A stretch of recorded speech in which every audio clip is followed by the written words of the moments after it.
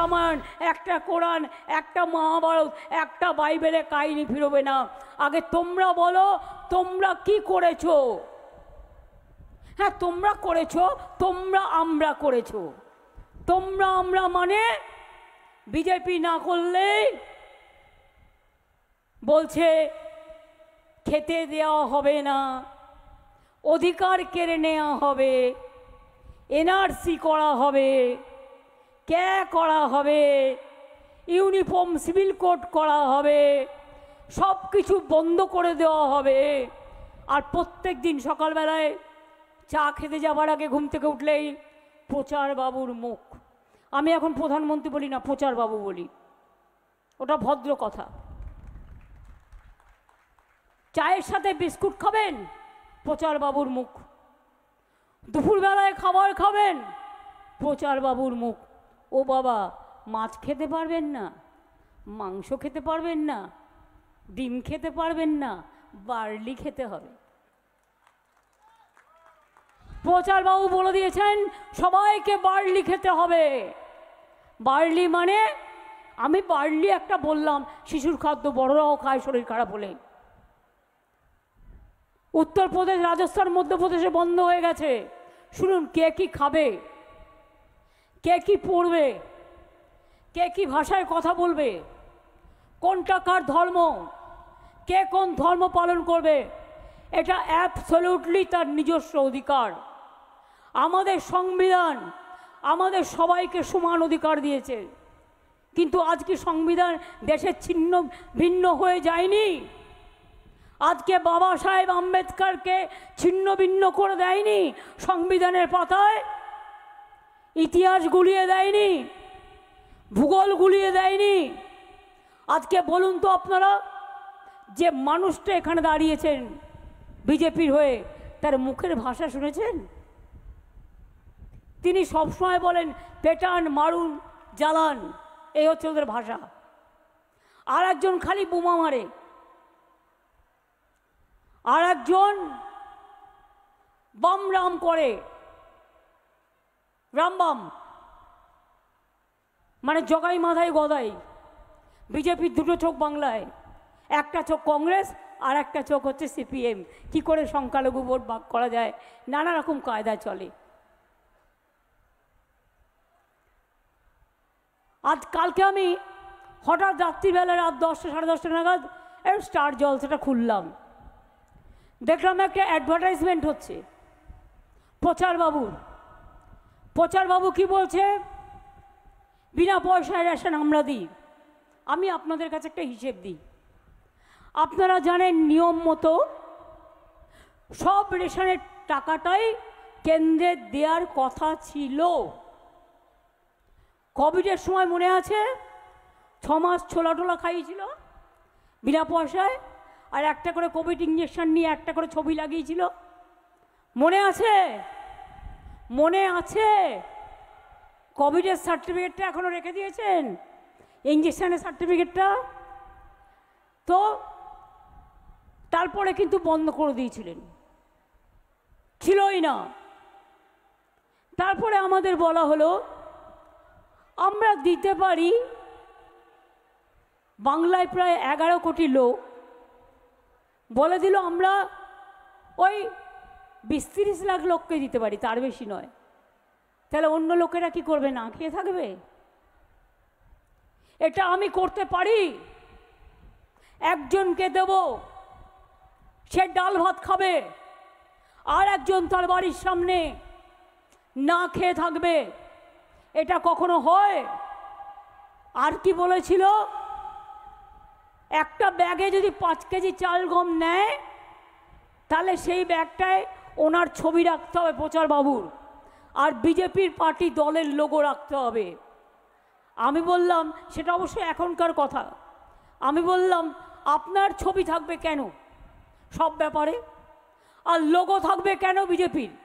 Government of ইন্ডিয়ার ভারত সরকারের logo লাগান, আমিও পশ্চিমবঙ্গ সরকারের লোগো লাগাচ্ছি, আমার কোনো আপত্তি নেই। তো যারা বলে বেড়াচ্ছেন অ্যাডভার্টাইজমেন্ট দিয়ে যে টাকাটা তারা দেয় রেশনের, আমি আজকে চ্যালেঞ্জ করে যাচ্ছি আপনাদের এখানে, সংখ্যাটা বলে যাই। আশা করি এরপর উত্তর দেবেন একটা চেঞ্জ করবেন। অবশ্যই এরা নির্লজ্জ, এরা কোনোদিনই চেঞ্জ করবে না। 9,000 কোটি টাকা রাজ্যকে দিতে হয়, কেন্দ্রের দেওয়ার কথা 7,000 কোটি টাকা। তাহলে সংখ্যাটা কত হলো? 9 আর 7 16,000 কোটি। গত 1.5 বছর 2 বছর ধরে 12,000 কোটি টাকা এই খাতে সেন্ট্রাল গভর্নমেন্ট দেয়নি। আমরা 18,000 কোটি টাকা দিয়েছি, প্লাস 12,000 কোটি টাকা দিয়েছি। তার মানে কত হলো? 18 আর 12 30,000 কোটি আমরা দিয়েছি। তাই প্রত্যেকটা লোক বিনা পয়সায় রেশন পান। এটা মোদিবাবু করেননি, এটা বিজেপি দেন না, এটা প্রচারবাবু দেন না। 100 দিনের কাজ পান, 100 দিনের কাজের টাকা দিয়েছিল। জিজ্ঞেস করুন ভোটটা দেবেন কেন? ভোটটা দেবেন কেন? যা যা সেন্ট্রালের দায়িত্ব ছিল তার একটাও পালন করেছে কি? 100 দিনের কাজের টাকা আমরা দিলাম 59 লক্ষ কর্মচারীকে, এবং তাদের জন্য কর্মসূচি পরিকল্পনা করলাম যাতে আমরা 50 দিনের কাজ জব কার্ড হোল্ডারদের দেবই, এটা গ্যারেন্টি দিয়ে দিলাম। এবং আরও 10% লোক যদি বেশি করে 10 দিন, তাতেও আমাদের কোনো আপত্তি নেই। এটা আপনারা এখন থেকেই করতে পারেন, অলরেডি করা শুরু হয়ে গেছে। আমরা 43 লক্ষ লোককে বাড়ি করে দিয়েছি, আরও আমাদের কাছে 11 লক্ষ লিস্ট ছিল। আমরা অনেক স্কুটিনি করে আসল গরিব লোকেরা যেটা পায় একটা লিস্ট তৈরি করলাম। 350টা টিম বাংলায় এলো, সব দেখলো, দেখে বললো ঠিক হ্যাঁ কোই বাত নেই হ্যাঁ হাম রুপিয়া দে দেঙ্গে। আজও দিয়েছে? দেয়নি। নির্বাচনের আগে চালাকি করে বিজেপি কল সেন্টার থেকে ফোন করছিল, ফোন করে বলল हम बीजेपी कॉल सेंटर से फ़ोन कर रहा है। কেন ফোন করছে? नहीं आपको घर चाहिए तो आप फिर एक दरखास्त कीजिए। কেন করবেন? যে 11 লক্ষ লোকের নাম অলরেডি আছে তাদের লিস্টে, মনে রাখবেন আমরা ডিসেম্বর মাসে তাদের প্রথম কিস্তি দিয়ে দেবো 60,000 টাকা, এবং নেক্সট বছরেও তাদের যেই শেষ হয়ে যাবে 60,000 টাকা আবার 60,000 টাকা দেবো। 11 লক্ষ মানুষ, তার 1,20,000 টাকা করে তাদের ঘরের জন্য টাকা পাবেন। সংখ্যালঘুদের জন্য আলাদা আছে, তাদেরও আলাদা করে দেওয়া হয়। চা বাগানের জন্য আলাদা আছে, তাদের জন্যও করে দেওয়া হয়। কৃষকদেরও আমরা, যার এক কাঠা জমিও আছে তাকেও 3-4 হাজার টাকা দিই। যার 4 কাঠা জমি আছে, 1 কাঠাকেও, হ্যাঁ আমি তো সেটাই বলছি, কেন গোলাচ্ছেন? 1 কাঠা জমি আছে তাকেও 3,000 টাকা দেওয়া হয়। আর যার 1 একর জমিও আছে সে 10,000, 3 কাঠা জমির বেশি থাকলে সে 10,000 টাকা পায়। বুঝলেন কিছু? আর প্রচার বাবুদের হচ্ছে 5 একর জমি থাকলেই তবে আপনি ওদের একটু সাহায্য পাবেন, তা না হলে নয়। সবার কি 5 একর জমি থাকে বলুন? অত জমি থাকে? আমিও গ্রাম দেখেছি খুব ভালো, আমিও গ্রামে ছোটবেলাটা কাটিয়েছি। আমি জানি 1 কাঠা জমি কতটা হয়। 20 কাঠা জমিতে 1 বিঘে জমি হয়, তার উপর একর। ভালো করে মাপটা জানেন তো? এইভাবে চলছে। এবার জিজ্ঞেস করুন মোদিবাবুকে, আপনি তো ভোট চাইছেন। বিজেপিকে জিজ্ঞেস করুন, আপনারা ভোট চাইছেন, কত লোককে চাকরি দিয়েছেন? 2 কোটি বেকারকে চাকরি দেবেন বলেছিলেন, একটা লোককে চাকরি দেননি। একটা লোককে নয়, আজকে ভারতবর্ষে বেকারের সংখ্যা সবচেয়ে বেশি। আর আমরা বাংলায় যখন চাকরি দিই আপনারা কোর্টকে দিয়ে চাকরিগুলো খেয়ে নেন। তার কারণ ওরা তো আমাদের আন্ডারে নয়, আপনাদের আন্ডারে। আপনারা চাকরিগুলো না খেয়ে নিয়ে যদি বলতেন, আমি রায়দান সম্পর্কে বলছি, বিচারকের নাম আমি বলছি না, আমার প্রয়োজন পড়ে না, সবাই দেখেছেন। যদি বলতেন হ্যাঁ এখানে অসুবিধা আছে, এটা তোমার ভুল হয়েছে, তুমি সংশোধন করো, আমরা করে দিতাম। ভুল তো যে কোনো কেউ করে ফেলতে পারে। সবটা কি আমি করি? আমি করি না। এডুকেশন ডিপার্টমেন্ট আলাদা ডিপার্টমেন্ট আছে, এসএসসি আলাদা আছে, প্রাইমারি এড বোর্ড আলাদা আছে, মাধ্যমিক বোর্ড আলাদা আছে, কলেজ কমিশন আলাদা আছে। এগুলো তারা দেখেন। যদি আপনারা বলতেন সেটাও না হয় আমরা চেষ্টা করে দেখতাম। আজকে বলুন তো, যারা একতরফা রায় দিয়ে 26,000 ছেলে মেয়ের চাকরি খেয়ে নিলেন, আর কি বললেন? বললেন এক মাসের মধ্যে এই 8 বছরের মাইনে সুদ সহ ফেরত দিতে হবে। পারবেন? পারবেন? যারা রায়টা দিলেন, আমি নাম বলছি না, তাদের ঘরের যদি কেউ হতো, সরকারি টাকায় চলবে, সরকারি টাকায় খাবে, সরকারি টাকায় সিকিউরিটি নেবে, সরকারি টাকায় সবটাই হজম করবে, আর কি বলবে? এই এক কলমের খোঁজে যাও সবার চাকরি। দোষীদের শাস্তি হোক, কিন্তু যারা নির্দোষ তারা বিনা দোষে শাস্তি পাবেন কেন? তাদের চাকরিটা যাবে কেন? এই যারা বলছেন তারা তো জানেন, তারা কি বলতে পারবেন যে কে নির্দোষ এবং কে দোষী? আপনি এখনো রাত্রে কাজ করছেন, কালকেও কি কোর্ট আছে? আছে তো, কোর্ট আছে। তৃণমূলের ভাষায় কার অনিষ্ট করতে যাবে? যারা দুর্নীতি করেছে তাদের অনিষ্ট হবে। ওটা সমাজের উচিত এই দুর্নীতিমূলক প্রশাসন এবং দুর্নীতি লালনকারী রাজনীতিকদের বিদায় করা। 4 সপ্তাহের মধ্যে টাকা দেবে কি করে? তো মমতা ইলেকট্রাল বন্ডের টাকা পেয়েছেন 1600 কোটি টাকা, সেখান থেকে 100 কোটি টাকা দিয়ে দেবেন চাকরি প্রার্থীদের, যে তোমার টাকা ফেরত দিয়ে দেবেন। স্কুলগুলোতে মাস্টার কোথা থেকে আসবে? স্কুলে বাচ্চারা গিয়ে বসে থাকবে, ওখানে বিজেপির লোকেরা গিয়ে পড়াবে না আরএসএস পড়াবে? জিজ্ঞেস করুন, বোমা ফাটিয়েছে, বোমা। বল, অনেক বোমা বাজাতে শিখেছিস না? মানুষের চাকরি খেয়ে বোমা। বল, ওই বোমা হজম হলে হয়, একদিন বুঝবি। আজকে খুব গায়ের জোর না। বিজেপি থেকে দালালি করছিস কেন? প্রচুর টাকা করেছিস বলে। পাছে সিবিআই ধরে, পাছে ইডি ধরে, পাছে এনআইএ ধরে। লোকগুলো ভয় পায় বলে প্রবলেম, না তো কেঁচো খুঁড়তে সাপ বেরিয়ে পড়তো। সেদিন পুরুলিয়ার চাকরি কে বিক্রি করে দিয়েছিল? যদি আমি নামটা বলি, নামটা আমি বলবো না, আপনারা খুঁজে নিন, আমার ইশারাই কাফি।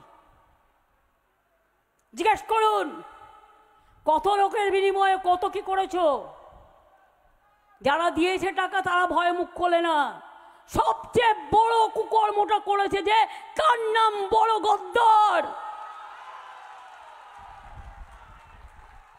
কোর্ট কি রায় দেবে তুই জানলি কি করে? তুই দুদিন আগে বলে দিলি বোমা ফাটাবো, এতগুলো বাচ্চার জীবন কেড়ে নিয়ে নাচছিস, নেচে নেচে বেড়া।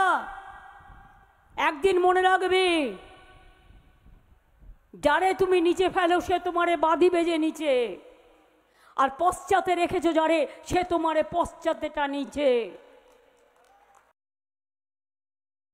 একদিন মানুষ বাঁধ ভেঙে দেবে, ধৈর্যের বাঁধ ভেঙে দিয়ে বলবে, শুকনো গাঙে আসুক জীবনেরও বন্যা রুদ্দাম কৌতুক, শুকনো গাঙে আসুক জীবনেরও জয়গান গাও, জীবনেরও জয়গান গাও, জীবনেরও জয়গান গাও।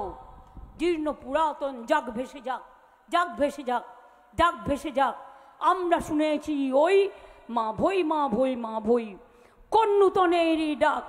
ভয় করি না অজানারে, দুরুদ্ধ তাহারি দ্বারে, দুর্দার বেগে ধাও, ভাঙো বিজেপির এই সরকারকে, ভেঙে দিন ভোটের মাধ্যমে, ভোটের মাধ্যমে, ভোটের মাধ্যমে। এরা বলেছিল 15 লাখ টাকা করে অ্যাকাউন্টে দেবে, দিয়েছে কি? মা বোনেরা আমার 1 লাখ টাকা দিয়েছে কি? মা লক্ষ্মীরা আমার, কি মাদাররা, কি আম্মারা, কি সতী সাবিত্রী, সীতা অরুন্ধতীরা একবার বলবেন? কি আমার ছাত্র যৌবন, কি আমার কৃষক শ্রমিক একবার বলবে তোমাদের ব্যাংকের অ্যাকাউন্টে 15 লক্ষ টাকা করে দেবে বলেছিল, 1 লক্ষ দিয়েছে, 2 লক্ষ দিয়েছে, 3 লক্ষ দিয়েছে, 4 লক্ষ দিয়েছে, 5 লক্ষ দিয়েছে, 6 লক্ষ দিয়েছে, 7 লক্ষ দিয়েছে, 8 লক্ষ দিয়েছে, 9 লক্ষ দিয়েছে, 10 লক্ষ দিয়েছে, 15 লক্ষ দিয়েছে, 50,000 দিয়েছে। তো কেন ভোট দেবেন?